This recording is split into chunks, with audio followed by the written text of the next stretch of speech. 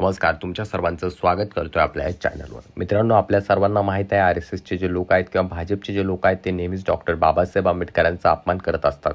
Doctor Babasaheb Ambedkar यांच्याबद्दल कुठे वक्तव्य करायचं असेल, कुठे काही बोलायचं असेल तर तेव्हा यांची बोबडी वळायला लागते किंवा तेव्हा हे नाव विसरतात. अशी अनेक उदाहरणं आपल्याला आलेली आहेत किंवा अशा अनेक गोष्टी आपण पाहिलेल्या आहेत.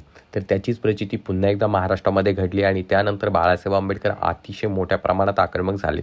ज्या प्रकारे तो समोरचा नेता म्हणतोय की मी डॉक्टर बाबासाहेब आंबेडकरांचं नाव घ्यायला अनावधानाने विसरलो, त्याचप्रमाणे बाळासाहेब आंबेडकर म्हणतात मग त्याच अनावधानाने याला मंत्रिमंडळातून काढून टाका. तर नेमकं प्रकरण काय आहे आपण पाहणार आहोत, परंतु तत्पूर्वी तुम्हाला विनंती असेल, चॅनलवरती नवीन असाल तर चॅनलला नक्कीच सबस्क्राईब करा. तसं तर आपल्या सर्वांना माहीत आहे की गेल्या काही दिवसापूर्वी प्रजासत्ताक दिन साजरा करण्यात आलेला होता. तर प्रजासत्ताक दिनाच्या शासकीय कार्यक्रमामध्ये नाशिकचे जे पालकमंत्री आहेत गिरीश महाजन यांनी त्यांच्या भाषणात संविधानाचे शिल्पकार डॉक्टर बाबासाहेब आंबेडकर यांच्या नावाचा उल्लेख टाळला आणि त्यानंतर वातावरण मोठ्या प्रमाणात तापलं. वाद चिघळल्यानंतर गिरीश महाजन यांनी समोर आले आणि ते म्हणाले अनावधानाने मी नाव घ्यायला विसरलो असे स्पष्टीकरण दिले. आता यावरती प्रतिक्रिया देताना वंचित बहुजन आघाडीचे प्रमुख प्रकाश आंबेडकर यांनी गिरीश महाजन यांना थेट मंत्रिमंडळातून हकालपट्टी करा किंवा त्यांना काढून टाका अशी मागणी केली.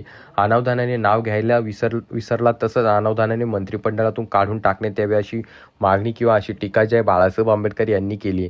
गिरीश महाजन यांनी दिलेल्या स्पष्टीकरणावरती बोलत असताना बाळासाहेब आंबेडकर म्हणाले की ज्या संविधानामुळे तुम्ही मंत्री झालात ते संविधान कोणी लिहिले हेच जर तुम्हाला माहीत नसेल, त्यांचे नाव तुम्हाला घेता येत नसेल तर तुम्हाला पदावर राहण्याचा कोणताही नैतिक अधिकार नाहीये.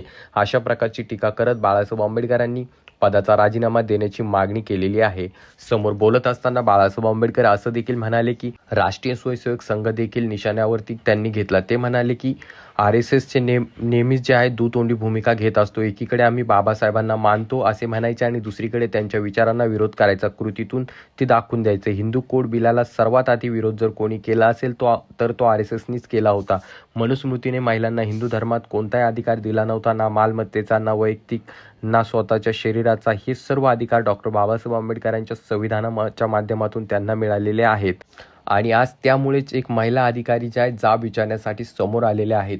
हीच बाबासाहेबांचं देणं आहे अशा प्रकारचं त्या ठिकाणी बाळासाहेबांनी वक्तव्य केलं आणि त्याचसोबत लवकरात लवकर त्यांना मंत्रिमंडळातून काढून टाकण्यात याव्यात अशी मागणी देखील केली. तर याबाबत तुमचं मत काय खाली कॉमेंट करून सांगा. चॅनलवरती नवीन असाल तर चॅनलला नक्कीच सबस्क्राईब